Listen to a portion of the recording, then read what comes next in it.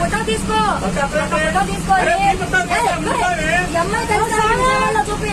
జగ్గైపేట డిపోకు చెందిన పల్లె వెలుగు బస్సులో ఓ మహిళా ప్రయాణికురాలు వీరంగం సృష్టించింది.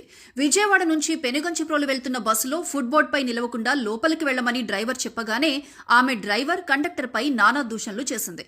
నా ఫోటో తీసుకో, నేనెవరో అడుగు, నా ఫోటో చూడగానే పోలీసులకే దడ పుడుతుంది అంటూ సినిమా డైలాగులే కొట్టేసింది.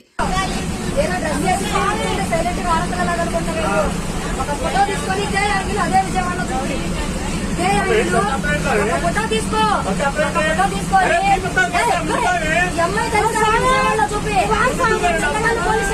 చూపి బొమ్మ చూపి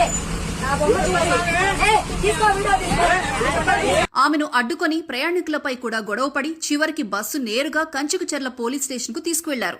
పోలీసులు ఆమెను అదుపులోకి తీసుకుని